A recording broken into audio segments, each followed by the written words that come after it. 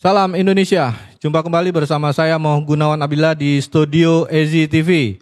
Masih mengangkat tema kasus gagal ginjal akut yang menelan korban sekitar 200 anak-anak Indonesia. Negara banyak disebut gagal atau abai terhadap rakyatnya, tidak bisa melindungi warga negaranya. Namun kita harus juga fair bagaimana kasus gagal ginjal akut ini menjadi momok yang memang harus diwaspadai oleh seluruh komponen bangsa. Hadir di studio EZI TV ada tokoh alat kesehatan, ada Ezra, ada anggota DPR RI, Ibu Irma Chaniago, ada mantan auditor Kementerian Kesehatan, Dr. Tri. Jadi kita langsung ke Bu Irma Suryani. Jadi Bu Irma, hari ini ada Dr. Penny, bukan Dr. Penny tetapi Kepala BPOM Penny Lukito. Jadi beliau hari ini juga mengklarifikasi pada sebuah podcast yang hari ini tayang dan langsung banyak pemirsanya. Kita tak usah berpanjang lebar, kita langsung menuju ke Bu Irma Suryani Chaniago. Bu, selamat malam.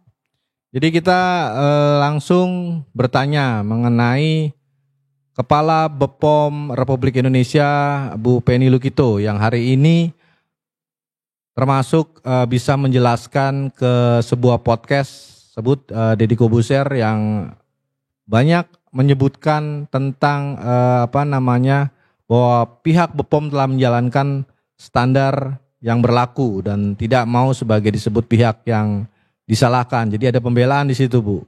Jadi gambaran Ibu sendiri menurut Ibu sebagai anggota DPR melihat profiling Penny Lukito di podcast tersebut. Terima kasih, Bu. Silakan. Penyebab dari gagal ginjal akut pada anak ini terjadi akibat adanya cemaran ethylene glikol dan ethylene glikol dan ethylene glikol, diethylene glikol yang digunakan oleh perusahaan farmasi di atas ambang batas. Pada waktu itu disampaikan, pada saat RDP disampaikan bahwa yang boleh yang ditoleransi, bukan boleh ya, karena sebenarnya itu tidak boleh dipakai. Yang bisa ditoleransi itu 0,1%. Tetapi saya terus terang kaget waktu saya mendengar podcastnya Deddy Kobuser. Ternyata yang digunakan malah bukan lagi sekedar di atas ambang batas gitu ya. Karena disebutkan oleh Ibu Penny Lukito, penggunaan ethylene glikol dan diethylene glikol ini justru sampai dengan 90%. Wah, saya kaget banget tuh. Kalau begitu artinya sudah terjadi tindakan kriminal nih dari perusahaan-perusahaan farmasi tersebut ya. Ini tindakan kriminal karena apa? Karena mengakibatkan lebih dari 100 orang meninggal. Sekitar 195 anak meninggal. Nah tentunya hal ini nggak main-main kalau ternyata benar yang disampaikan Bu Penny bahwa tingkat pencemarannya itu ternyata di atas ambang batasnya itu 90%. Ini saya geleng-geleng kepala. Ini baru saya tahu, baru ketika saya membuka podcast Deddy Kobuser itu saya baru tahu bahwa ternyata tingkat pencemarannya itu di atas bukan lagi 0,1 tapi 90%. Ini gila ini. Gitu. Kok bisa? Kan pertanyaan itu. Kok bisa gitu. Nah ini yang masih menjadi pertanyaan dari kawan-kawan Komisi 9 sampai hari ini. Bagaimana pengawasan dari pre-marketnya sampai ke post-marketnya gitu. Jadi ini yang sampai hari ini kita masih belum dapat jawaban secara jelas. Karena memang masalah ini masih diselidiki oleh Barreskrim Polri. Tapi tetap saja kami dari Komisi 9 bertanya-tanya. Dari 190 obat yang tercemar itu, tapi yang ditahan cuma 2, yang diidentifikasi kemudian didakwa 4. Nah terus yang 186 ini kemana gitu? Apa yang dilakukan Barreskrim Polri terhadap 190 jenis obat yang diproduksi itu, yang perusahaan itu dikemanakan begitu? Penyelidikannya sampai mana gitu? Kenapa hanya 4 perusahaan dan 2 yang didakwa? Dan ini yang masih menjadi pertanyaan dari kawan-kawan di Komisi 9 DPR RI. Oke Bu, jadi kalau menurut penjelasan Bareskrim yang saya baca, 4 perusahaan yang memang melebihi ambang batas tadi. Itu versinya Bareskrim. Iya, tapi obat yang mengandung pencemaran di atas ambang batas itu 190 jenis loh, 190 perusahaan ya kalau nggak salah, 190 ya. Iya. Jadi kan lucu kalau yang 190 yang diseret ke meja hijau 4 dan yang didakwa 2. Kemudian ada yang lari, kan seperti itu. Nah ini saya nggak habis pikir gitu ya, kok bisa lari gitu loh. Padahal kita sudah tahu pasti ya, sudah dari awal itu sudah disampaikan oleh Komisi 9, tolong diawasi dan dicegah, jangan sampai melarikan diri kan gitu. Ya Bu, memang banyak keanehan, jadi memang kita akan bahas satu persatu. Apalagi yang kabur itu perusahaan gudang pengoplosan itu hanya di sebuah gang kecil di Jalan Tapos Depok. Itu juga jadi pemikiran saya juga sendiri Bu. Kita ke Ezra. Ezra, kita sudah mendengar apa yang disampaikan Bu Irma. Namun lagi-lagi kalau kita ngelihat penjelasan di podcast tersebut, kita hanya ingin melihat apa sih counter attack dari Penny Lukito terhadap kasus gagal ginjal akut. Apalagi hari ini kepala lab BPOM juga diperiksa. Mungkin kaitan kepala lab dengan teknologi di BPOM dan banyak perusahaan-perusahaan mungkin ribuan, dia tuh mandiri, apakah kemungkinan ada dugaan konflik interest dia? Jadi memasukkan obat, dia periksa sendiri ke lab yang dia tunjuk, dimasukkan lolos gitu. Silakan, Serah. Ya, gini Mas Gun, saya pengen cerita tentang pengalaman saya aja ya di sini. Dalam praktisi dalam melakukan pendaftaran obat, pendaftaran makanan dan lain-lain. Jadi di sini Mas Gun, di namanya dari bantahan-bantahan dari Bu Penny ya sebelumnya, entah itu alasannya karena SKI impor tidak dipegang oleh BPOM, terus tidak ada ambang batasnya untuk bahan baku, untuk bahan jadi, untuk buat cemaran ini ya, EG dan DEG ya. Nah, dan banyak lagi ada yang tidak ada payung hukumnya, tidak ada anggaran dan lain-lain lah, banyak pembelaannya. Jadi di sini saya mau bahas lagi ya. Jadi pertama, kenapa ini sebelumnya saya pernah bilang ini ada kelalaian juga dari BPOM. Kelalaiannya itu dari apa? Karena ketika kita mendaftarkan itu, pertama untuk bahan baku atau bahan tambahan maupun pelarut, itu kita memberikan COA-nya saja, tidak berupa sampel. Jadi gini Mas Gun, jadi mereka review by data yang kita sudah buat nih. Contohnya, kenapa itu bisa terjadi? Sebenarnya alasan SKI impor tidak dipegang BPOM dan lain-lain itu nggak masuk lah maksudnya. Kenapa nggak masuk? Karena walaupun SKI-nya tidak melalui BPOM, tapi pemeriksaan Certificate of Analysis-nya itu tetap diserahkan. Jadi tetap ada Certificate of Analysis kan. Jadi mau SKI-nya itu dari BPOM atau dari perdagangan itu tidak masalah. Karena yang diperlukan itu bukan SKI-nya, tapi adalah hasil dari lab sampel yang bahan baku yang sudah datang yang sebagai dasar untuk bahan baku obat. Nah itu, jadi itu sebenarnya itu tidak masuk, fokusnya tidak masuk melalui BPOM atau tidak, itu tidak bermasalah. Nah itu sangat disayangkan, itu sebagai alasan yang menurut saya sudah gugur lah. Karena di sini ada kelalaiannya. Jadi itu yang menurut saya kurang, karena dari sistem bahan bakunya kita tidak bukan BPOM yang mencoba untuk ini ya, pengujian sampel itu bukan dari BPOM tapi dari kita melalui lab-lab resmi ya di sini, lab-lab resmi. Jadi sebagai industri farmasi kita menguji sampel kita untuk bahan bakunya. Nah, nanti hasil dari labnya itu diserahkan di BPOM. Nah, itu yang menurut saya salah satu celah. Kenapa? Karena kalau misalkan itu dilakukan itu di luar pengawasan BPOM, lab-lab lain, lab-lab di luar. Nah, seharusnya BPOM ini kan banyak ya, lab juga di sini. Dan sebagai badan negara kan sebenarnya lebih bagus tuh untuk semuanya satu pintu lewat dia, karena pengawasan ini jaminan keamanan dan mutu obat itu semua ada di tangan BPOM. Jadi itu yang menyebabkan kelalaian-kelalaian yang atau celah-celah yang bisa dimasuki oleh oknum-oknum nakal sehingga terjadinya kasus-kasus seperti ini.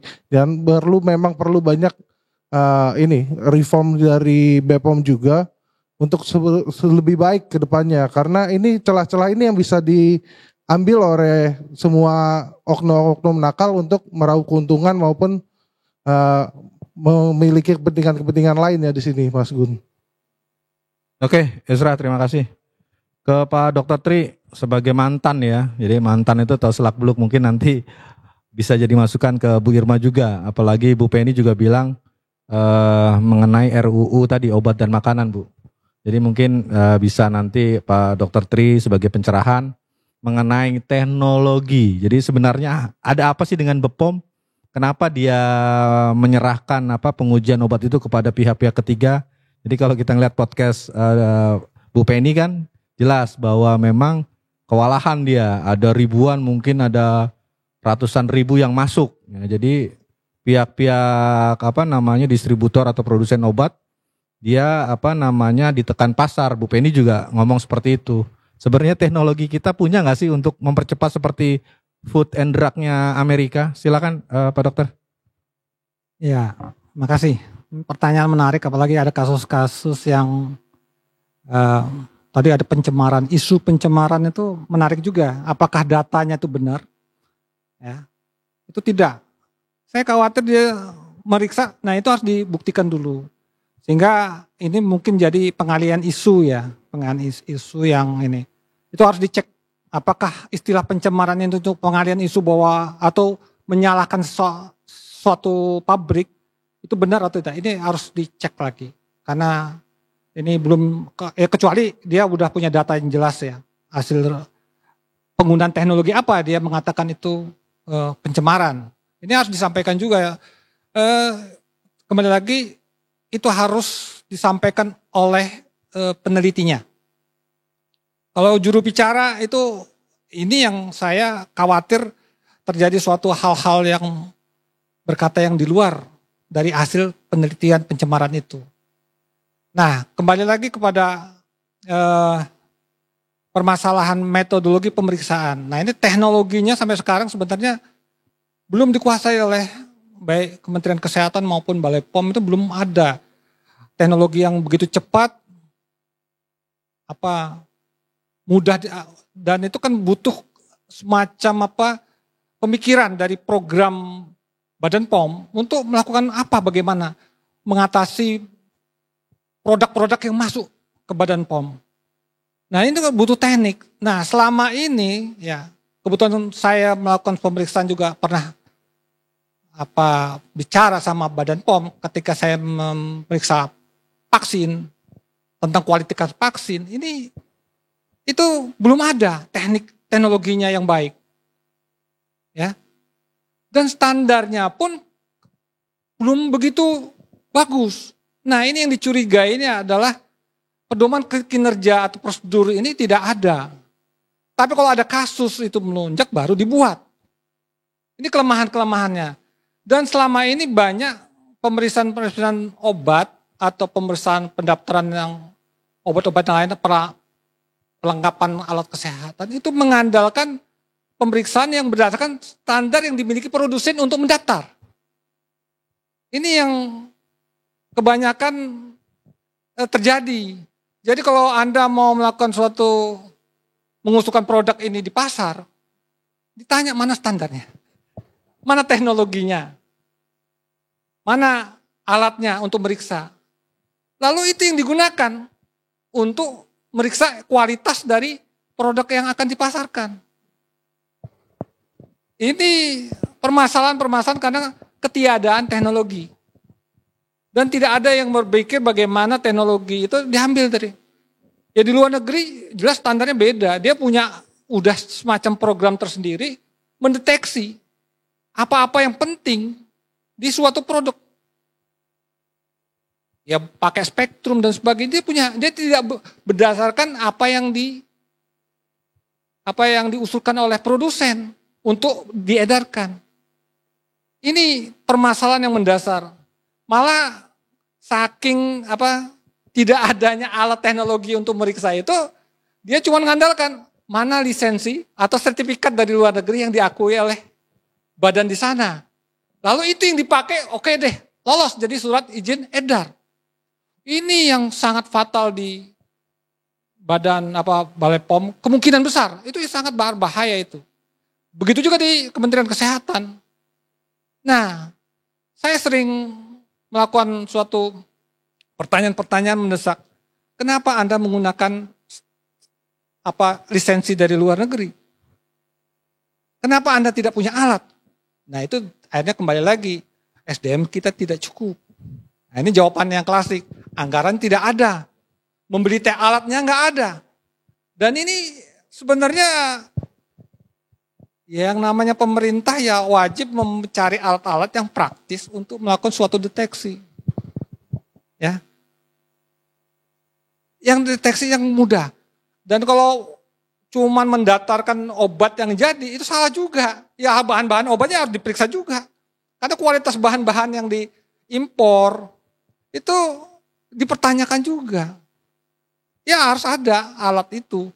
Ini sebagai lembaga yang kredibel ya, harus mempunyai semua alat pemeriksaan yang yang praktis, yang bisa dipertanggungjawabkan. Itu aja komentar saya. Oke, Pak Dr. Tri, terima kasih. Balik ke Bu Irma. Jadi apa yang disampaikan Penny Lukito mungkin bisa menjawab penasaran masyarakat di Indonesia terhadap apa yang terjadi sebenarnya. Cuman dari Badan Perlindungan Konsumen Indonesia sendiri yang pernah hadir di sini juga menyatakan bahwa negara lalai. Bahkan Ombudsman bilang negara gagal, Bu Irma. Jadi kan nih pemerintah ini kan termasuk ada DPR juga di situ. Dan lagi-lagi BPKN juga menyebut kalau ini bukan kasus gagal ginjal akut, tetapi keracunan sirup obat. Jadi banyak nih simpang siurnya nih. Termasuk si Bung Dedi juga sampai jauh kan, perang bioteknologi lah, ada teroris lah. Jadi sebenarnya kita harus fokus dan Bu Irma bisa memfokuskan kepada masalah sebenarnya BPOM, Kemenkes, dan ya itu tadi. Kalau Bu Irma pernah bilang kan banyak hal-hal yang tidak sinkron nih jalannya komunikasi instansi pemerintah kita. Silakan Bu Irma. Iya, yang pertama begini, saya kira ada benarnya juga ketika misalnya pendaftaran obat itu ke BP POM itu berdasarkan hasil lab dari produsen. Kalau produsen itu membuat satu obat, kemudian didaftarkan ke BP POM tinggal meriksa. Ya, tinggal meriksa apa-apa saja bahan yang digunakan. Kalau dirasa sudah cocok, udah benar, maka kemudian keluarlah surat izin edar itu. Nah, saya kira itu sebenarnya nggak masalah juga ketika misalnya pre-market dan post-marketnya jalan, gitu loh. Nggak ada masalah karena memang ribuan yang diperiksa. It's okay, nggak ada masalah menurut saya. Kan ada CPOB, ya, cara pembuatan obat yang baik. Toh? Nah, asal yang saya bilang tadi pre-market dan post-marketnya jalan gitu loh.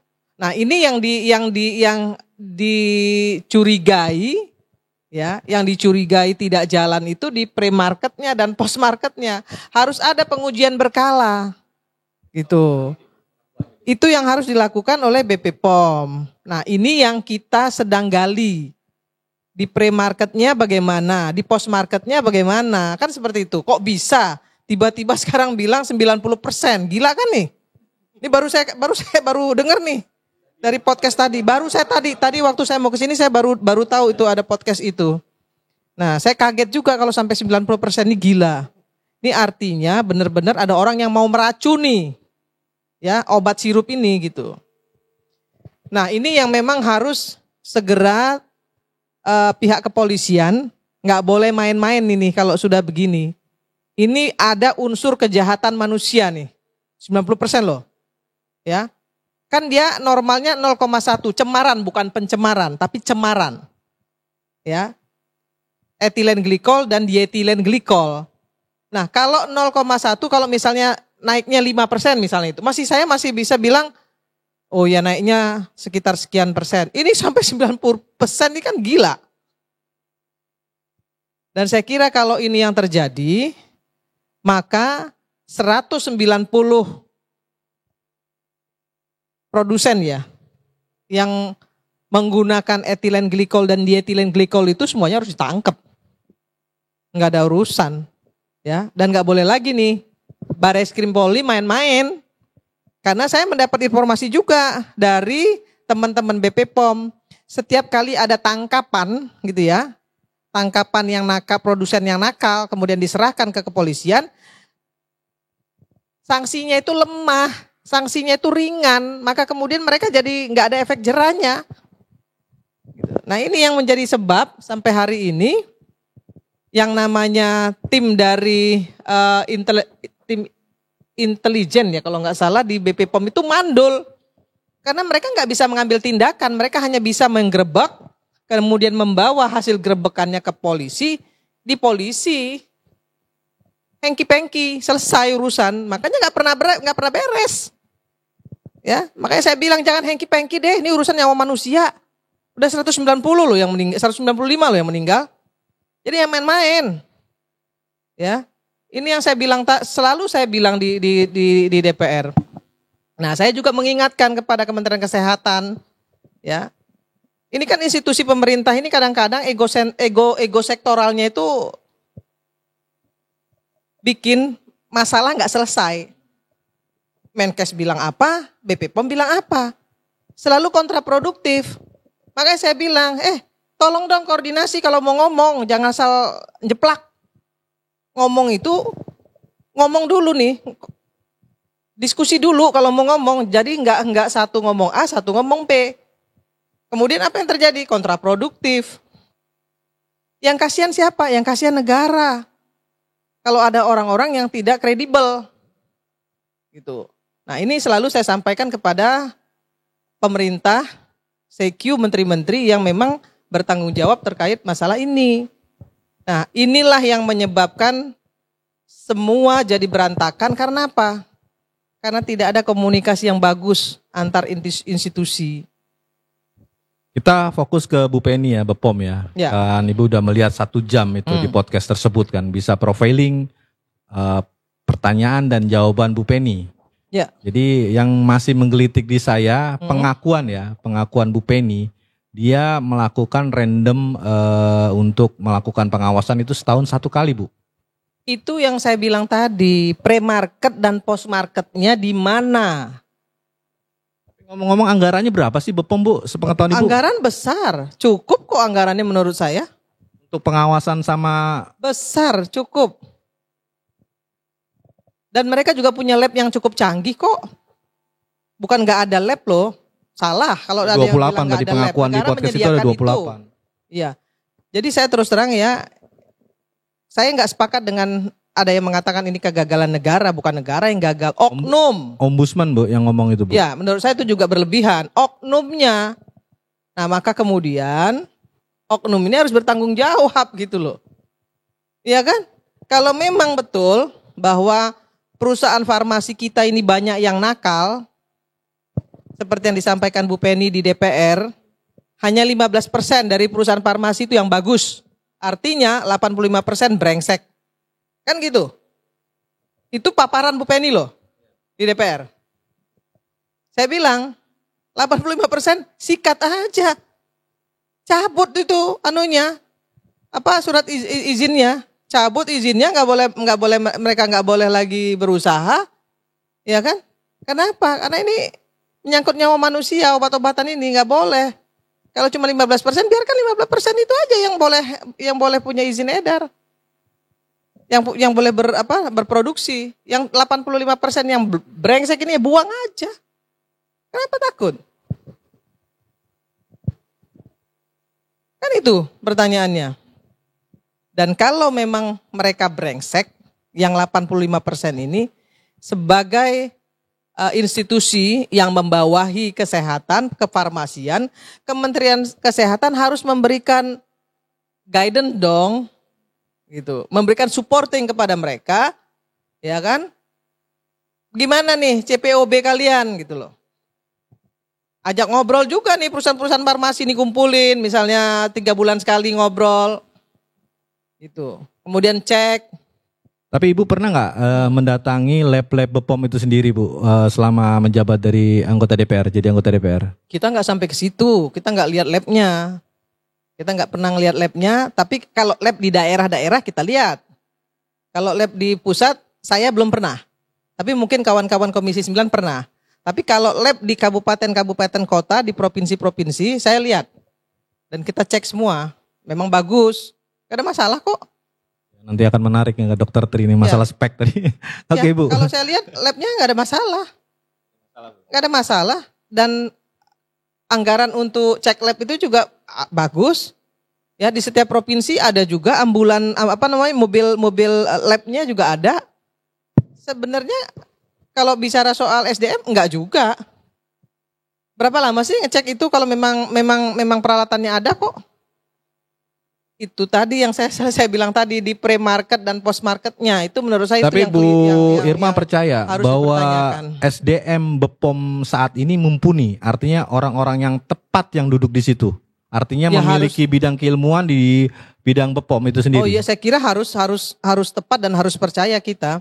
Kalau enggak ya bubarin aja PPPOM-nya. Kalau mereka enggak kredibel, enggak punya sumber daya manusia yang akuntabel, ya enggak usah. Ya untuk apa itu ada badan itu? Kan badan itu didirikan untuk melakukan tugas mulia. Untuk mengawasi peredaran obat dan makanan. Kan gitu.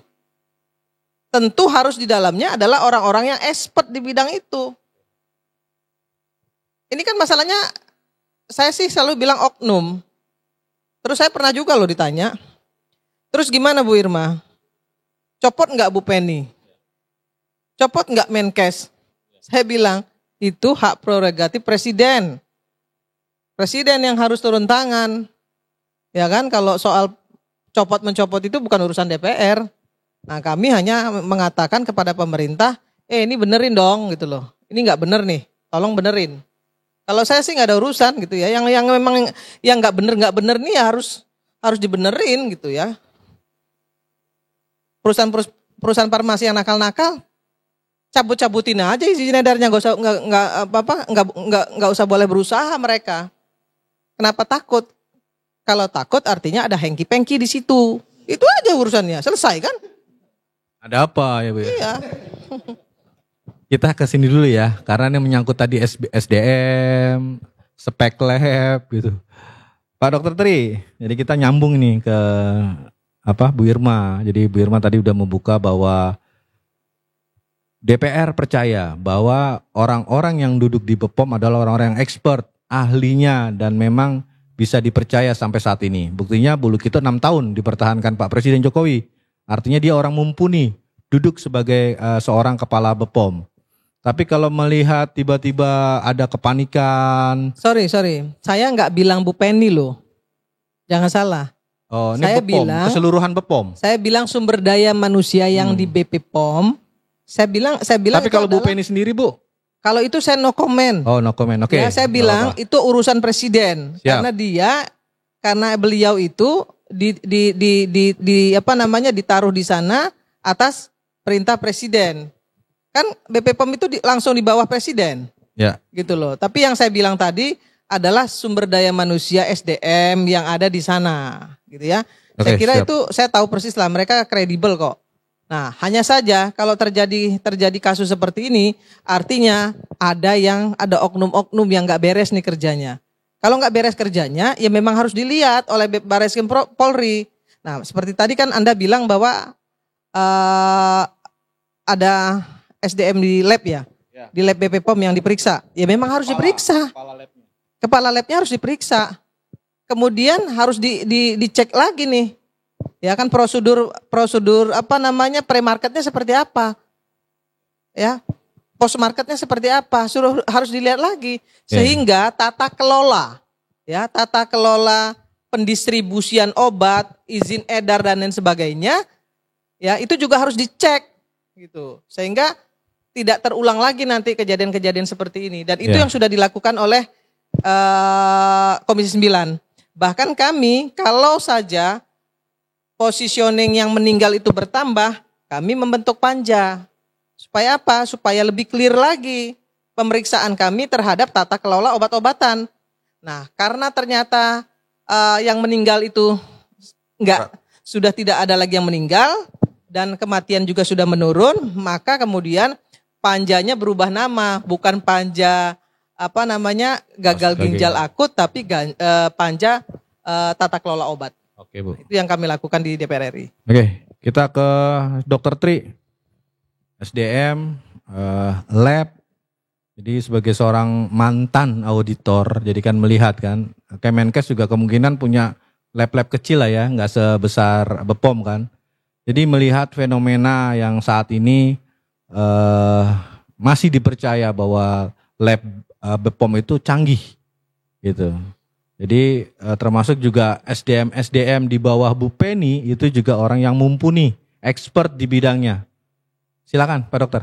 Ya, terima kasih. Ini gini, program pengawasan itu punya ciri khas. Ya, punya ciri khas tersendiri untuk mendeteksi permasalahan yang ada. Ya. Kalau ada terjadi semacam isu ini berarti program pengawasannya pasti nggak benar. Peralatan boleh canggih, SDM boleh kredibel, tapi kalau program pengawasannya nggak baik, dari pre-market, dari post-market, itu yang jadi permasalahan. Selama ini banyak yang tidak bisa membuat program pengawasan yang benar, yang terarah, yang mendukung kualitas dari hasil produknya itu. Ini yang sering diabaikan. Sehingga terjadi kasus-kasus ini ya karena apa?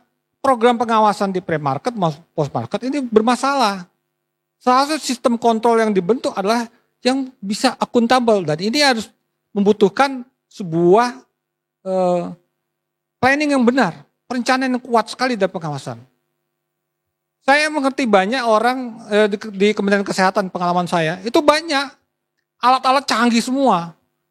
Tapi saya pernah ngecek, alat yang canggih itu biasanya disayang-sayang, jangan digunakan. Untuk pakar aja. Ini disayang-sayang. Jadi nggak digunakan. Nah, kalau mau gunakan saya, itu biasanya profesor, biasanya di pendidikan jangan. Itu nggak digunakan. Kalaupun nanti digunakan, itu kan reagentnya mahal kadang-kadang. Wah sayang katanya kalau bukan ahlinya.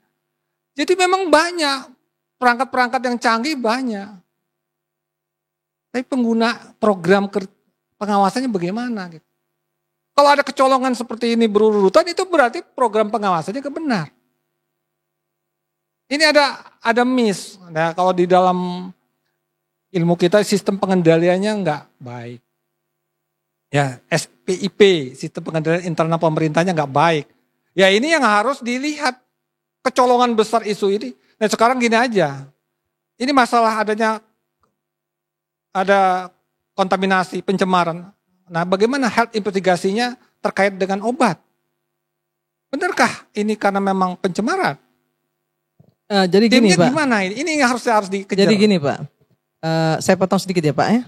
Jadi saya beri masukan sedikit. Kami di Komisi 9 sudah melakukan komunikasi dengan Menkes maupun BP POM bahwa statement yang digunakan oleh Menkes dan BP POM bahwa telah terjadi pencemaran di atas ambang batas itu memang sudah dilakukan investigasi dan penyelidikan oleh Kemenkes ya, Kemkes dan BP POM gitu. Dan itu statement itu sudah disampaikan ke Komisi 9. Dan kami sudah menerima informasi itu. Tetapi memang sampai hari ini, sampai hari terakhir kemarin masih disampaikan bahwa itu bukan satu-satunya, gitu ya. Itu bukan satu-satunya. Karena apa? Ada juga yang meninggal kan tidak minum obat yang mengandung ethylene glycol dan diethylene glycol itu, gitu. Nah, yang seperti inilah yang masih menjadi pertanyaan kami.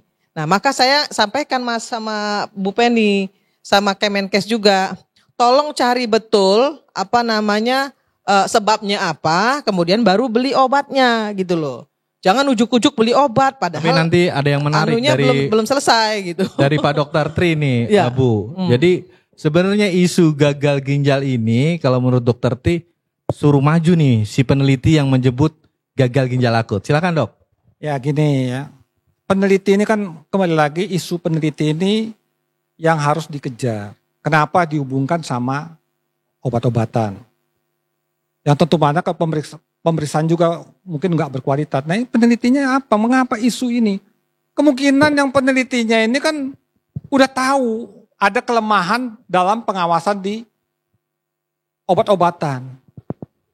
Ada kelemahan itu ketahuan karena dia tentu aja mungkin referensinya dari Afrika itu dipakainya dia untuk mendeteksi permasalahan prosedur pemeriksaan di sini.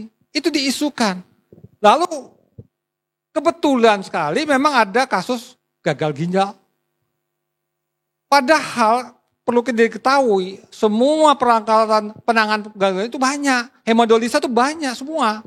Udah menyebar di Indonesia itu udah dari setiap provinsi udah ada. Ya kecuali provinsi baru ya, yang baru. Ini udah ada semua untuk penanganan gagal ginjal ini. Udah begitu banyak, yang dewasa tuh banyak. Dan ini kan belum diteliti kenapa penyebabnya. Terus ini kan nggak pernah diteliti. Epidemiolog kita kan nggak melempem. Jadi fungsinya dihentikan. Malah sekarang jadi adminkes katanya. Harusnya orang epidemiolog ini termasuk yang di Badan POM, epidemiolog di ini harus bekerja. Mengejar nih masalahnya apa. Sebenarnya masalah gagal ginjal akut yang telah menyebar, telah tersebar di Indonesia itu apa sih sebabnya? Saya tahu di Jawa Timur itu karena dari airnya. Lalu tiba-tiba kenapa ini dihubungkan? Karena kemungkinan peneliti itu tahu. Yang mudah gampang adalah menyoroti prosedur di Badan POM yang begitu lemah. Sehingga ini kan gampang. Nah ini saya pengen siapa penelitinya itu kita coba wawancara. Itu menarik untuk ditanya. Kenapa dia senang menghubungi ini? Dan ini kan ada, dan kebanyakan kembali lagi. Ya, di dalam membuat produk, meloloskan suatu produk ini, produk untuk jadi surat izin itu keluar, itu biasanya menggunakan pakar. Pakar ini sponsornya siapa? Ini kebanyakan pakar-pakar di balik ini. Saya terus terang banyak menemukan gitu. Pakar inilah yang menggodok formulanya, yang mempengaruhi pedoman kerjanya atau standar kerja, sehingga memudahkan ini surat izin edar itu keluar. Jadi boleh dibilang BPOM itu longgar karena tadi ada aturan-aturan yang sengaja dilonggarkan. Iya memang enggak lemah. Karena sistem program pengawasannya itu lemah. Kalau ada bocor udah jelas lemah. Nggak bisa dikatakan itu kuat. Nggak ada. Pasti lemah. Kebocoran menjadi isu nasional ada. Jadi di situ peran post marketnya terutama bisa itu jelek. Health investigasi jelek. Itu aja menurut saya. Oke dok. Ini post market sama pre-market nih sudah dibuka nih Sera. Jadi bisa gambarkan ke kami atau pemirsa EZTV sepengetahuan Ezra, sepengalaman Ezra di BPOM itu post market dan pre market itu ada pengawasan nggak sih? Karena pengakuan Bu Penny Lukito setahun sekali dia melakukan pengawasan dan itu random. Sampai Dedi ya sampai berulang kali seakan nggak percaya dengan hanya satu kali setahun. Sementara kalau dari Bu Irma bilang anggarannya ada besar gitu. Silakan Sera. Ya, betul dari semuanya ini menguatkan ya bahwa post market dan pra marketnya itu masih lemah di sini. Kenapa saya bilang masih lemah? Pertama dari yang pre market tadi awal Mas Gunnya saya udah bilang itu di situ makanya kalau kita perhatikan lagi di situ ada pertanyaan dari Kobuzer kan dia bertanya. Jadi ketika ini kita ganti terus misalkan bahan dasarnya kita ganti, itu bisa aja gak? Bisa dia bilang. Nah makanya dia butuh untuk post marketnya lebih kuat. Nah kalau misalkan pre-marketnya masih sudah bagus, jadi dia nggak bisa ada penggantiannya. Kenapa? Karena tiap batch itu harus tiap drum tuh, tiap bahan baku itu harus dicek satu persatu. Ini yang dicek cuma satu doang yang udah berhasil. Kayak kemarin kan kita lihat tuh salah satu PT Yarindo ya. Jadi dia punya 3 drum, 2 drum aman, 1 drum lebih parah. 90%. Nah berarti yang dikasih ke sana yang mana? 1 drum doang kan? Nah berarti lolos kan di situ, berarti pre-marketnya tidak bagus. Kenapa? Karena dia pakai satu doang nih yang di itu, karena beranggapan semuanya udah bagus kok. Cuman satu doang ternyata yang jadi bahan baku yang bermasalahnya. Kedua, post market. Post marketnya itu kenapa saya bilang buruk? Pertama itu satu kali ya. Satu kali apakah cukup? Sangat tidak cukup. Kedua, dia bilang ketika memang ada perusahaan yang nakal, misalkan track record atau maturitasnya rendah, itu akan lebih diawasi atau lebih disoroti oleh BPOM. Nah, tapi ini sangat bertolak belakang lah. Kenapa? Karena yang kita bahas kemarin dengan BPKN juga, bahwa dari temuan BPKN itu 3 tahun terakhir tidak ada pemeriksaan post market terkait obat-obatan. Itu dari BPKN kan, kemarin kita udah diskusi. Nah 3 tahun itu tidak ada post market. Jadi sangat buruk, sangat lemah. Kenapa tidak ada post market? Apalagi yang udah bandel-bandel ini, sebelumnya Bu Penny bilang kan beberapa perusahaan ini sudah memiliki track record buruk dan maturitasnya rendah. Kenapa tidak diperiksa lebih kuat? Atau seperti Bu Irma bilang tadi aja, kenapa tidak dicabut sekalian aja? Karena track record udah buruk. Apa yang dipertahankan di situ? Nah, ada apa? Jangan sampai ada hengki-pengki. Akhirnya ya udah nggak apa-apa deh. Lain kali jangan. Udah berkali-kali. Akhirnya ketika ada korban yang meninggal, itu sangat disayangkan. Apalagi yang meninggal ini adalah calon-calon penerus bangsa. Anak-anak harapan kita kan di sini untuk melanjutkan negara ini kan. Nah itu yang sangat disayangkan. Itu kelemahannya 2 biji itu, dari sensitifnya yang berkurang. Kenapa? Karena sudah ada track record buruk, harusnya pemeriksaan lebih kuat. Nah pemeriksaan lebih kuat akhirnya setiap batch itu mungkin harus diperiksa, atau barang-barang yang baru keluar batchnya diperiksa. Itu kenapa? Karena ini khusus ya, kejadian khusus karena track recordnya buruk. Sesuai yang dibilang Bu Penny, tetapi tidak ada tindakan seperti itu. Dan yang saya kaget juga yang dari BPKN, tidak ada pemeriksaan sebanyak 3 tahun belakang. Nah itu yang sangat disayangkan, dan itu titik yang paling lemah. Makanya dari mereka, dari BPOM, akhirnya bisa menimbulkan oknum-oknum untuk nakal di sini.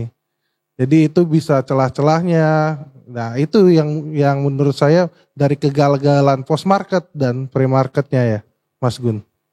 Oke, kembali ke Bu Irma lagi, Bu Irma. Jadi dari Ezra, dari Pak Dokter juga sudah menerangkan bagaimana BPOM ini sebenarnya yaitu bukan dugaan gagal.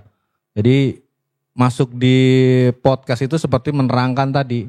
Tapi sementara pihak-pihak yang mengawasi BPOM sendiri, orang luar masyarakat, kemarin juga salah satu ketua advokasi yang datang kemari juga menjelaskan bahwa 3 tahun dalam pemeriksaan dia tidak ada di pengawasan sama sekali. Ya mungkin karena apa gitu. Tapi saya pernah membaca di 2017 juga laporan BPK juga menyebutkan bahwa BPOM juga tidak melakukan tadi pengawasan pemeriksaan itu, Bu. Jadi mungkin lebih komprehensif atau lebih detail lagi Bu Irma dalam mengawasi BPOM itu sendiri. Iya. Sebenarnya begini, harusnya, kan sekali lagi saya bilang harusnya, kan fungsi BPOM itu pengawas obat dan makanan, pengawasan obat dan makanan, kan fungsinya itu. Kemudian dalam prosedur tata kelola obat-obatan, pendistribusian, pengeluaran izin edar, ya kan, kemudian pengecekan, ya kan ada checklist. Ya, cek izin edar, cek label, cek segala macam lah itu ya. Nah itu sudah jelas, ada patternnya, ya, ada prosedurnya. Nah sekarang kalau disampaikan oleh BPKM ya, katanya 3 tahun tidak ada penelitian, tidak ada pemeriksaan post market, ya saya bingung juga. Kenapa? Karena harusnya ada. Kan itu kan pemeriksaan berkala, di pre dulu dong, di pre-market itu, dan setelah pre-market baru post-market. Kan gitu. Lah bagaimana bisa ada produk yang diberikan izin edar, tidak ada pre-marketnya, penyelidikan pre-marketnya, tidak ada juga penyelidikan post-marketnya, kan nggak mungkin. Kan harus ada, Mas. Kalau ternyata tidak ada, betul ya? Kalau ternyata dinyatakan tidak ada pre-market dan tidak ada post-market selama 3 tahun, artinya BP POM sudah melakukan penipuan publik. Loh, kalau berani saya... Bu Irma ke bawah itu ranah kalau hukum. benar loh, Ya, kalau benar ya. Bu Irma berani bawa ke ranah hukum. Loh kok saya yang... Sebagai DPR Bu, Gini loh. mewakili rakyat Bu. Gini, Anda harus tahu fungsi DPR dulu. Kami kan melakukan kontrol, ya, pengawasan. Yang harus melakukan itu adalah Bareskrim, nggak usah disuruh-suruh lagi. Tugas itu udah tugas mereka. Iya dong, nggak perlu lagi kita yang harus lapor-lapor. Ini kan sudah terbuka. Biar lebih kuat rakyatnya Bu, kalau benar itu. Ini kan sudah terbuka dan kasus ini sudah ditangani oleh Bareskrim, nggak perlu lagi lapor-lapor, periksa. Kalau betul ya, kalau betul tadi disampaikan BPKM bahwa BP POM tidak melakukan pemeriksaan pre-market dan post-market selama 3 tahun, nah periksa dong. Ini sudah melanggar nih, gitu kan? Kalau perusahaan farmasi harus menggunakan CPOB, ya, cara pembuatan obat yang baik, artinya BP POM juga harus melaksanakan tata kelola, distribusi, kemudian pemeriksaan, pengawasan obat yang baik juga, kan gitu. Kalau itu tidak dilaksanakan berarti one prestasi dong. Kan itu. Ya jadi tinggal sekarang nih, kalau betul itu dinyatakan oleh BPKM, ya tinggal Mabes Polri, Bareskrim, periksa. Sesuai dengan kewenangannya. Selesai urusan. Sebenarnya ini, kalau kata Gus Dur tuh nggak repot. Gitu aja kok repot gitu loh. Kan udah jelas gitu ya. Tapi Bu Penny kan di dalam podcast itu merasa repot Bu, karena dia uang kurang besar, SDM-nya juga kurang banyak. Gini Seperti Mas, itu deh Bu. Gini, kita harus bersyukur atas apa yang sudah diberikan negara dengan semua anggaran yang diterima BP POM. Kalau bicara nggak cukup, semua orang pasti bilang nggak cukup. Saya nih, kalau saya bilang, Bu Irma cukup nggak? Masih saya bilang nggak cukup. Kenapa? Mobil saya masih Fortuner misalnya begitu. Saya pengen mobil saya itu Alphard. Nanti saya udah punya Alphard nih. Ya, ditanya lagi cukup nggak? Saya masih bilang nggak cukup. Kenapa? Karena saya pengen punya misalnya Jaguar, kan begitu. Sudah punya Jaguar masih ditanya lagi cukup nggak? Masih nggak cukup juga. Nggak pernah cukup manusia ini, gitu. Makanya bersyukur dulu gitu. Ya kan? Apa yang sudah diberikan oleh pemerintah, laksanakan tugas dengan baik, ya kan, sesuai apa fungsi dan tugasnya, kan seperti itu. Jangan nyalahin SDM-nya kurang banyak dan lain sebagainya. Itu bukan satu reasoning yang bertanggung jawab menurut saya. Tapi terlontar dari seorang pemimpin BPOM dia Bu. Itu bukan alasan yang bijaksana untuk menyatakan itu, ya, dengan mengorbankan 195 anak balita. Itu aja. Bu, satu lagi Bu. Jadi sejam itu kan yang tadi saya bilang profilingnya Bu Penny itu udah jelas-jelas dia tadi. Kalau bahasa masyarakat bawahnya ngeles lah gitu kan. Jadi, saya kira gini Mas Gun. Ngeles sih boleh-boleh saja. Mencari pembenaran pun sah-sah saja. Tinggal bagaimana hasil pemeriksaan Mabes Polri-nya. Kan gitu. Kan Mabes Polri ini nggak hanya harus. dia minta pendampingan Jamdatun loh Bu sebagai pengacara negara dia. Nggak ada masalah kalau menurut saya. Nggak ada masalah, ya. Mabes Polri harus berfungsi dengan benar. Bukan cuman perusahaan farmasinya aja dong yang diperiksa. Gitu loh. Kalau mau benar-benar ya, periksa semua yang terlibat. Yang bertanggung jawab, siapapun mata rantai yang terlibat, ya periksa semua. Jadi diurai satu-satu kalau memang mau dibenahin. Baru bisa beres. Oke, sepakat ya? Bu. Pak Dokter Tri, jadi semua harus diusut nih Pak Dokter.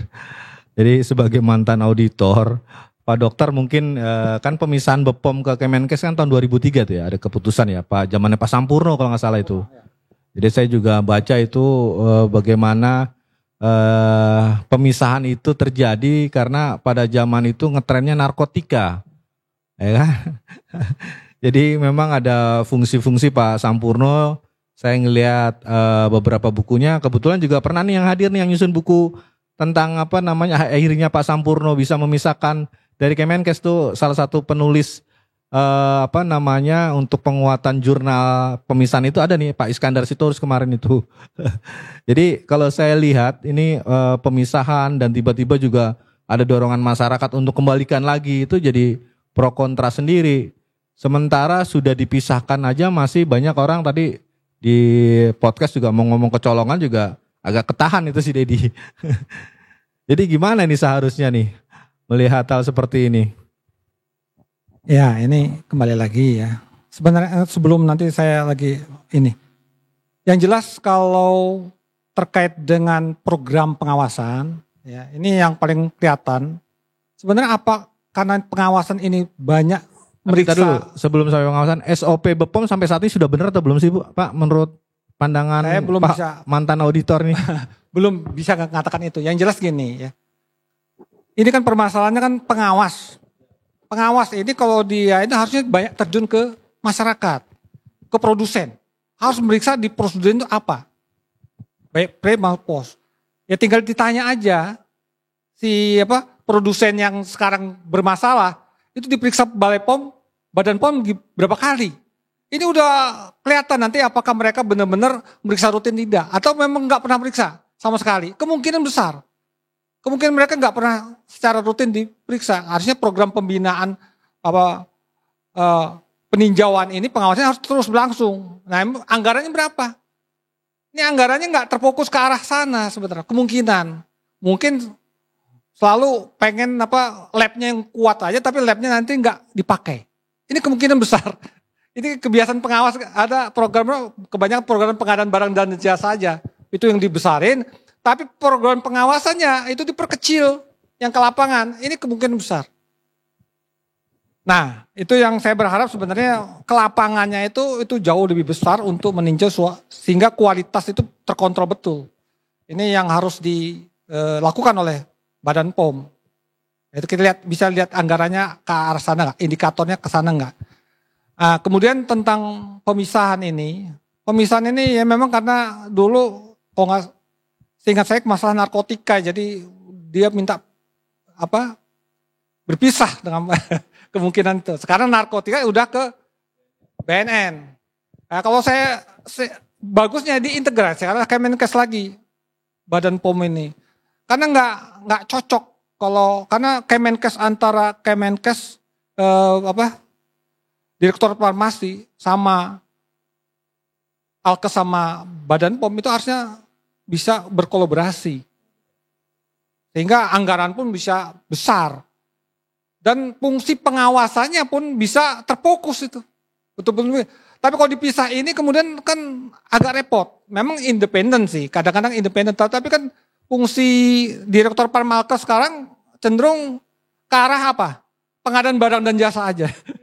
Nah ini kan ada agak lebih baik ini digabungkan fungsinya. Mereka betul-betul fungsi pengawasan terkait dengan obat, makanan, kemudian alat kesehatannya. Ini penting. Dan inilah di sini fungsinya adalah head investigasi harus terjadi di sini. Kalau di pihak Inspektur Jenderal itu kan cuma audit investigasi. Nah, kemudian Inspektur Jenderal ini kan sebenarnya peranannya adalah melihat apakah pedoman kinerja itu cukup menggolkan produk yang bagus. Karena dia pemeriksaan internal dan ini memang sekali lagi Bu, ini laporan nih BPKP itu cuma ngajarin tentang dunia audit aja keuangan doang. Harusnya lembaga BPKP ini harus dirubah, harusnya lembaga Konsil Inspektur Jenderal. Yang notabene perangkatnya mudah-mudahan itu notabene bukan dari orang keuangan doang. Sehingga makanya tata kelolanya di pengawasan di Inspektur Jenderal itu lemah sebenarnya. Cuma dunia audit periksa uang. Harusnya seorang Inspektur Jenderal itu memeriksa standar itu baik nggak? Ketika dikeluarkan oleh kementeriannya, udah memenuhi standar nggak? Nah ini kan kembali lagi standar yang masing-masing pedoman yang dikeluarkan unit pelayanan ini nggak pernah diuji. Karena itu jadi patokan seorang auditor. Karena ini peraturan aja. Jadi dia auditornya lemahnya sesuai peraturan. Akhirnya peraturannya salah, pedomannya salah, dia udah ikut-ikut aja. Ini ya harus dirubah. Seharusnya inspektur jenderal itu meriksa produk kinerja dari unit itu udah layak atau tidak. Nah ini kan health investigasinya ini harus kelihatan di... Tapi gini Mas, sorry Mas. Kalau BPKP itu memang fokusnya kan ke keuangan, dia administrasi keuangan. Itu yang dilihat. Kalau saya sih nggak ngelihat ke situ dalam kasus BP POM ini ya. Kalau BP POM ini yang menurut saya yang memang harus difokus untuk diinvestigasi adalah ya pre-market dan post-market tadi gitu. Kalau soal BPKP itu kan itu menurut saya jauh nggak masuk ke dalam kasus ini. Kenapa? Karena BPKP memang urusannya menguji ya kan menginvestigasi bagaimana aliran kas. Udah betul belum? Kan gitu. Nah kalau itu menurut saya sih nggak terlalu nggak ada kaitan secara langsung ke kasus. Memang betul Bu, ini nggak ada kaitan langsung. Iya. Tetapi Inspektor Jenderal itu harusnya melihat Inspektorat Jenderal Kemenkes atau BPOM? Pak semuanya, Dokter? semua di lingkungan kementerian. Kalau saya lihat Jadi, Kepala Inspektorat BPOM udah bener nih karena sarjana master apoteker. Kembali lagi fungsi Inspektorat Jenderal itu harusnya memeriksa apakah pedoman kinerja itu yang diproduk oleh masing-masing unit pelayanan itu benar atau tidak. Selama ini tidak diajarkan, ini menjadi masalah. Kenapa? Akhirnya produk, kembali lagi pedoman-pedoman yang unit pelayanan ini cenderung dipengaruhi faktor-faktor yang sponsor. Ini yang jadi masalah. Saya berharap memang ini ada perubahan dari fungsi Inspektorat Jenderal yang notabene selama ini dibimbing oleh BPKP. Tapi kalau di Amerika kan ada Council Inspektor Jenderal. Jadi bukan badan pemeriksa khusus keuangan. Tapi memang Council dan itu lingkupnya memang orang-orang yang senang memeriksa. Minimal pedoman ya, pedoman. Ini masalahnya yang banyak direkayasa, pengalaman saya Bu. Jadi peraturan-peraturan itu cenderung mengarah kepada produk tertentu. Ini teknis sekali. Selama ini saya saya terus meriksa aturan pedoman itu tidak berkualitas. Dan kebetulan kalau dididik auditor nggak bisa sanggup itu. Maka kan ada fungsi inspektorat itu adalah harusnya melakukan assessing, evaluasi, audit, sama investigasi. Nah masalahnya, kembali lagi nih Bu, biar ini supaya kita mereformasi birokrasi. Masalahnya kita di dunia audit. Sekarang melakukan penilaian terhadap produk-produk misal itu rasa audit. Nah ini yang ada, pada prinsip menilai sama mengaudit itu beda. Nah Ya, pokoknya pendeknya tuh auditornya harus di-reform gitu kan, sesuai kompetensi dan kekinian. Iya kekinian, ini yang harus semua. Jadi coba, sekarang Inspektorat Jenderal di Balai Badan POM. Jadi maksudnya tidak hanya orang dengan basic keuangan saja, begitu kan? Harus bisa menilai apakah prosedur standar yang dikeluarkan unit pemeriksanya pelayanan itu benar tidak. Ini nggak berani orang inspektorat meriksa itu. Ya udah, nanti kita ke Ezra, Pak Dokter. Jadi Ezra ini mungkin akan membuka tabir tabir gelap lah, under table kan gitu. Jadi kita mau buka-bukaan juga nih dugaan kita ngomongnya. Jadi sesuai dengan bahasa pemerintah kalau ngeliat di rilis Kemenkes sama BPOM, kemungkinan dan kata dugaan. Jadi kita juga harus memakai itu. Jadi bagaimana lancarnya, apalagi Bu Irma tadi sudah menyebutnya ada 195 produsen, di dalam RDP itu hanya 15%. Sementara yang 85%-nya itu buruk, tapi tetap aja mereka berjalan. Nah ini saya dengar-dengar nih dugaan under table itu terlalu banyak dan kaya. Jadi entah penegak hukum mungkin datang melakukan sidak atau melakukan pembuktian harta terbalik ya. Jadi kalau menurut pengalaman Ezra di BPOM sendiri, bener nggak sih ada dugaan dugaan under table lolos. Mau dari lab-lab yang pesanan itu dibuat lolos dengan angka sekian sekian sekian. Ini jumlahnya ratusan ribu loh yang melakukan izin. Ini kalau ngelihat perputaran uangnya, kalau memang dugaannya itu benar triliunan. Silakan Ezra. Ya Mas Gun ya. Jadi kalau kita lihat dugaan hengki-pengki lah istilah di sini, lebih enak didengar. Ya hengki-pengki itu. Ya. Jadi di sini bukan rahasia umum sebenarnya Mas Gun. Nah, cuman yang kalau kita lihat di sini yang diregistrasi 2021 data laporan ini tahunan BPOM tahun 2021 kemarin banyak memang untuk obat dan obat dan nafza di situ ada 12.900 sekian untuk tahun itu 2021. Itu belum makanan, belum yang lain-lain, belum obat tradisional. Jadi memang kerja dari BPOM ini sangat berat. Nah, cuman di sini temuan-temuan seperti itu yang masalah hengki-pengki di dalam ini itu bukan terkait dari post market aja. Yang kita saya dengar lihat. gini nih, Stra, saya potong sebentar ya. Ya. Jadi hengki-pengki tersebut muncul, ini kan gini, misalkan proyek di Kemenkes lah, ada misalkan kan biasanya ada dana-dana tuh untuk peruntukan obat atau konstruksi ya. Nah, para pemain farmasi obat ini harus cepat nih mendapatkan izin edar. Kalau kita pakai jalur normal tanpa hengki-pengki itu bisa 3 bulan lebih. Nah, kalau hengki-pengki kan wani piro itu seminggu atau 10 hari. Itu saya dengar ya, ini dugaannya. Nah, silakan Sra. Ya memang untuk oknum-oknum seperti itu memang ada. Jadi makanya di sini harus ada penindakan tegas ya dari BPOM sendiri untuk memperkuat sistem agar kejadian untuk oknum-oknum yang nakal ini tidak ada. Karena kalau kita lihat itu bukan rahasia umum, sudah ada di sana.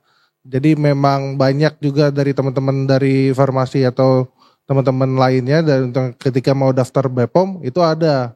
Nah, dan dari BPOM yang Bu Irma bilang juga tadi di post market pun yang dari Bu Penny bilang ketika post market pun ada kan, jadi mereka menindak ketika di Barreskrim lempem.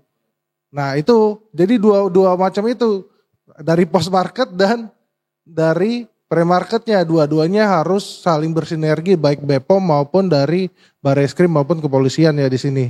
Jadi di sini penindakannya tegas, ada efek jera. Jadi tidak ada ini lagi oknum-oknum yang bisa berbuat nakal. Jadi perkuat lagi tata kelolanya semua di sini lebih bagus lagi.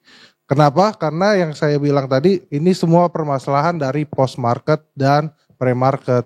Karena ketika dua-duanya itu sudah berjalan dengan lancar, otomatis fungsi BPOM sebagai filter ya di sini saya bilang sebagai filter obat-obatan maupun makanan, karena di sini bukan obat-obatan doang ya, makanan loh juga ada Mas Gun. Jadi banyak lah kalau kita meluas dari makanan kan, seperti ada dari mie sedap tuh yang sudah ditolak tapi di sini masih ada.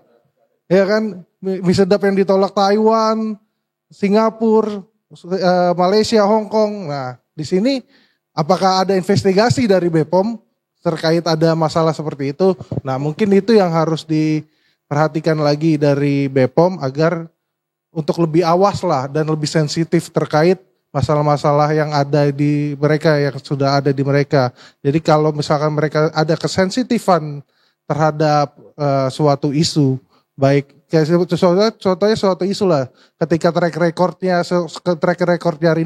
beberapa pengusaha obat yang nakal ini, salah satu tersangkanya itu sudah nakal, ketika dia sensitif otomatis mungkin bisa tertolong, bisa terselesaikan karena akhirnya dia bisa menyoroti lebih baik untuk bahan bakunya maupun bahan tambahannya, akhirnya tidak terjadi kejadian seperti ini. Jadi di situ salah satunya untuk memperkuat sensitivitas dari semua dari BPOM juga buat. Jadi gini Mas Gun, saya tambahin sedikit ya. Tadi Eza ngomong soal ada bahan makanan atau makanan yang sudah ditolak tapi masih ada di warung-warung ya, di toko-toko.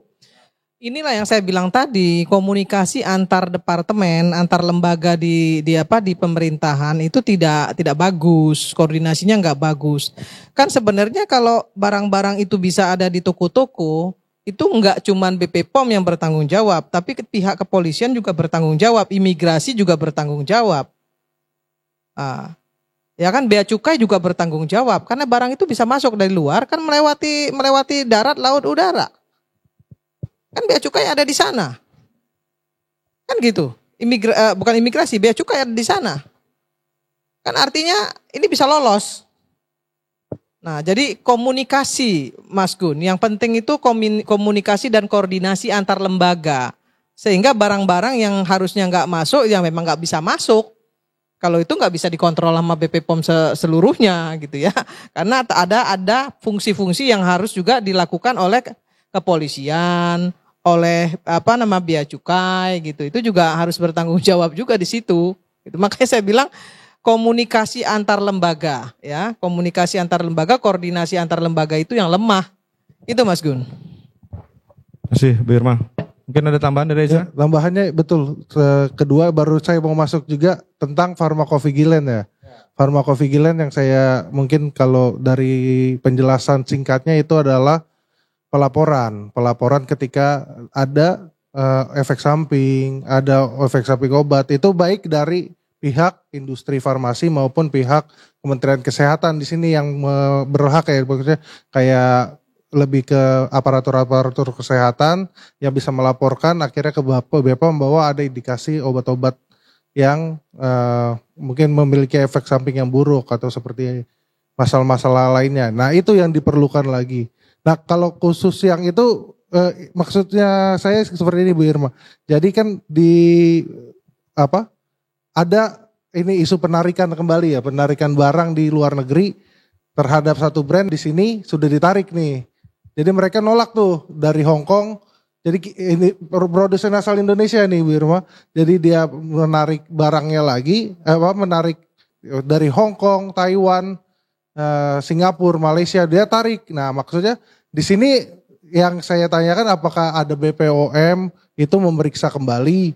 Karena ada isu nih, isunya kenapa bukan farmakovigilan, tapi isunya ada penarikan di luar. Nah mungkin di situ harus ada pemeriksaan lagi kan di situ untuk terkait dengan masalah makanan. Tapi balik lagi di sini memang perlu adanya komunikasi antar lembaga yang kuat. Jadi di situ baik dari Kemenkes maupun dari pihak-pihak lainnya maupun industri farmasi. Jadi ketika ada efek samping obat yang buruk atau berbahaya itu segera dilaporkan lagi kembali ke BPOM. Jadi itu yang menurut saya masukan tambahan lagi untuk memperkuat komunikasinya. Untuk khusus obat farmakovigilan ditingkatkan.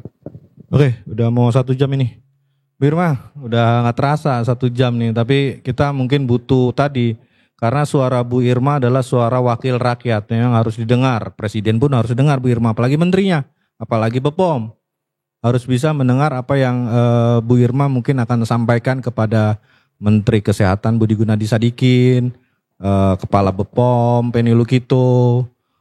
Jadi artinya banyak hal-hal mungkin negatif yang didengar, apalagi BPKN bilang menyebut 3 tahun tidak ada pengawasan pemeriksaan. Saya pernah baca juga tahun 2017 juga BPK menyebut tidak ada pengawasan seperti itu. Jadi mungkin demi merah putih, demi bangsa Indonesia, mungkin sebagai wakil rakyat, saya pribadi juga meminta Bu Irma untuk tadi bisa menekan tata kelola lah, atau memang orangnya harus direform atau seperti apa. Silakan Bu Irma. Baik, kami dari Komisi 9 dalam kaitannya menuntaskan ya kasus gagal ginjal akut ini, dan kemudian kegaduhan-kegaduhan yang ditimbulkan oleh masalah di BP POM ini, maka kami dari Komisi 9 sudah membuat panja panja tata kelola obat-obatan. Di situ nanti akan terurai semua prosedur tata kelola obat, kemudian obat dan makanan ya, kemudian distribusinya bagaimana, pre-marketnya bagaimana, post-marketnya bagaimana, pendistribusiannya seperti apa gitu. Kemudian investigasi penyidikan dan penyelidikan yang dilakukan oleh Badan Intelijen di BP POM sendiri seperti apa, itu akan terurai Mas di situ. Nah, ini yang saya ingin sampaikan ke publik bahwa kami sudah membuat panja itu, dan mudah-mudahan hasil panja itu nanti bisa mengurai, ya, bisa mengurai dan menjadi solusi terhadap perbaikan-perbaikan yang ada di BP POM, ya, di Badan Pengawasan Obat dan Makanan. Itu yang pertama. Dan yang kedua, saya ingin menyampaikan juga kepada pemerintah, CQ Menteri Kesehatan, kemudian BP POM, kemudian juga kepolisian, kemudian juga Bea Cukai, kemudian Bea Cukai, juga tentunya Komisi 9 DPR RI melakukan komunikasi publik yang bagus, berkoordinasi, ya, yang baik antar lembaga, sehingga segala sesuatu yang menjadi tugas dan fungsi masing-masing itu bisa dipertanggungjawabkan dunia akhirat tentunya. Oke, Bu Irma, terima kasih. Ke Dr. Tri, jadi mungkin Dr. Tri bisa menyampaikan, kemarin udah beberapa kali menyampaikan. Cuman kan perkembangannya ini makin update dan update, ya kan. Cuman update-nya ini bukan melakukan pembenahan, tapi dia mengeluarkan beberapa memang rilis-rilis yang termasuk tadi Ezra bilang mengenai teknik pelaporan, ya kan. Terus dia pencabutan para pedagang farmasi besar ini yang memiliki izin dicabut nih. Jadi seperti pemadam kebakaran, ada masalah dipadamkan. Mungkin ada hal yang terupdate dari Pak Dr. Tri melihat kasus, apalagi hari ini juga melakukan pembelaan diri yang disebut Bu Irma juga sesuatu yang wajar. Silakan Pak Dr. Tri. Kebetulan memang bidang saya pengawasan, jadi tentu aja adanya permasalahan ini memang terkait dengan kinerja dari Badan POM itu sendiri. Saya berharap sebenarnya fungsi ada suatu unit lah, kalau mungkin bukan inspektor jenderal, tapi bagaimana menguji apakah pedoman kinerja untuk pengawasan obat ini udah benar tidak. Ini harus diuji. Akuntabilitasnya udah cukup handal nggak? Sehingga produk-produk yang diawasi itu udah betul-betul bisa layak di beredar.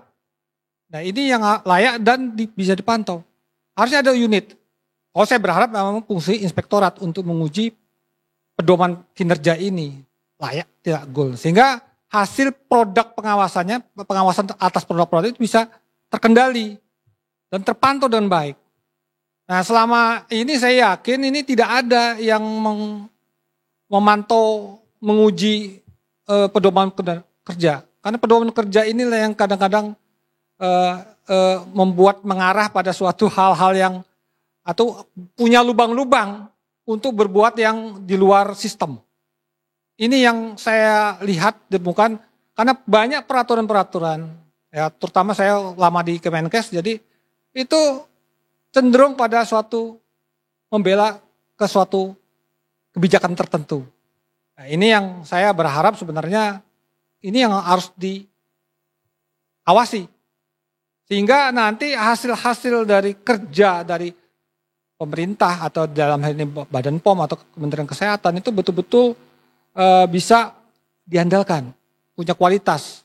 Ya, jangan mengandalkan sertifikat ini, sertifikat ada ISO, ada ini patut dipertanyakan itu ya.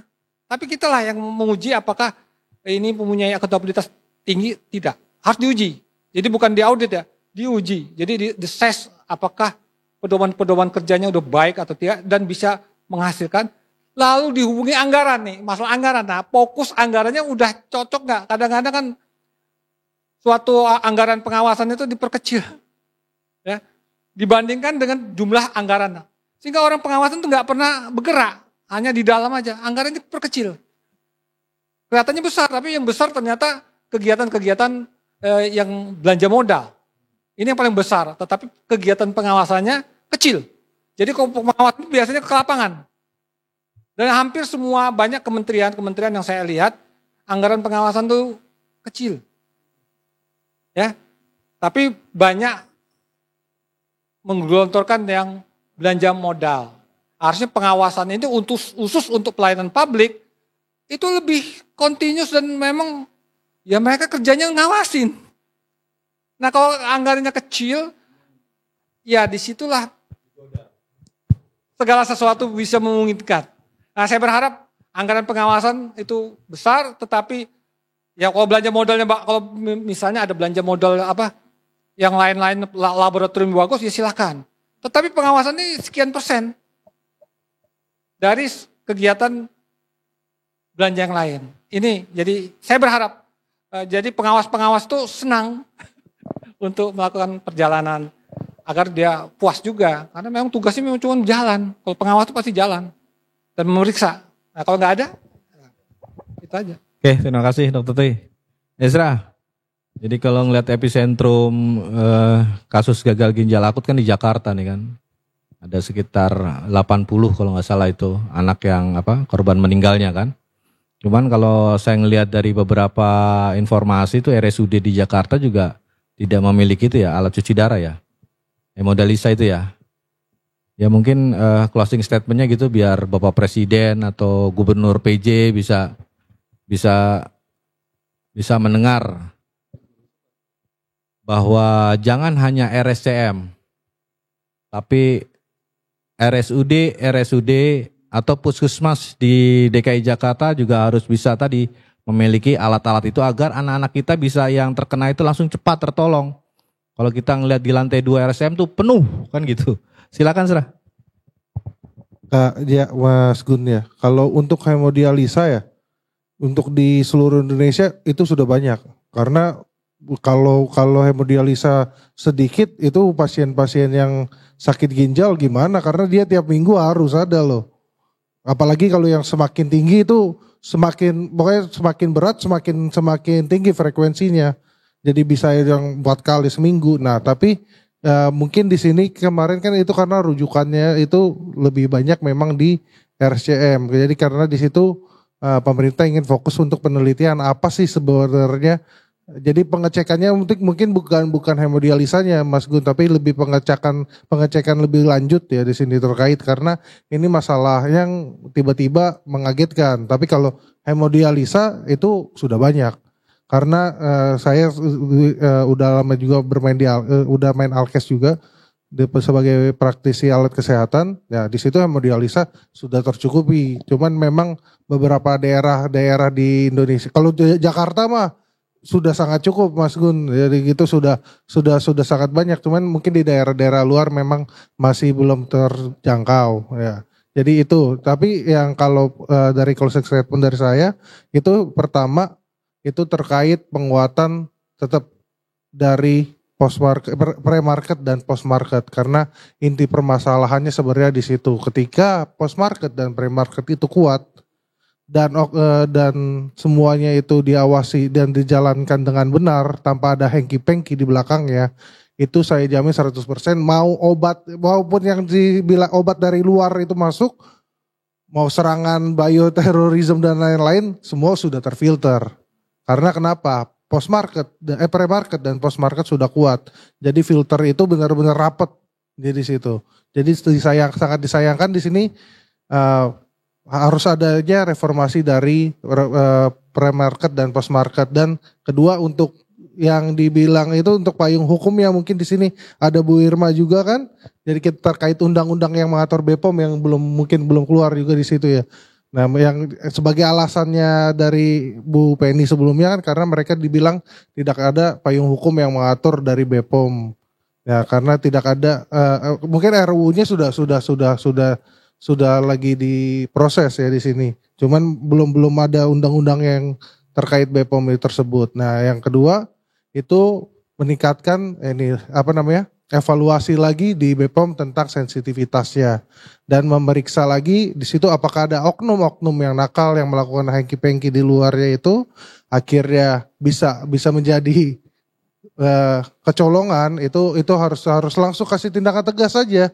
Jadi ketika memang ada track record buruk istilahnya kasih SP1, SP2, SP3 cabut selesai. Seperti itu aja. Jangan ada tindakan yang pandang bulu lah karena ada hengki-pengki di belakangnya akhirnya ya udah jangan lagi. Tapi harus ada tindakan tegas juga dari BPOM-nya. Jadi langsung kasih kalau kalian melakukan lagi tidak ada penerbit, tidak bisa lagi kan, bisa dicabut izinnya. Jadi seperti itu Mas Gun. Oke, terima kasih Isra.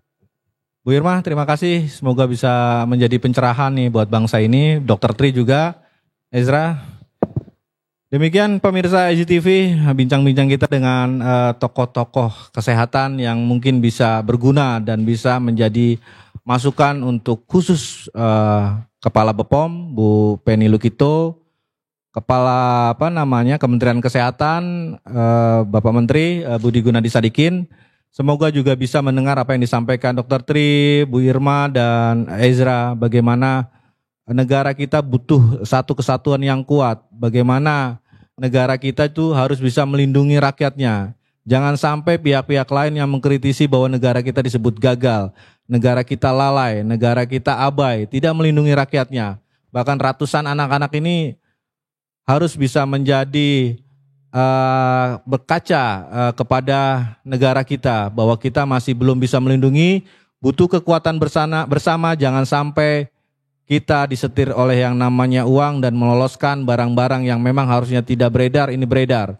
Karena bangsa kita harus kuat dan harus tumbuh menjadi bangsa besar. Saya Moh Gunawan Abdillah undur diri, salam Indonesia.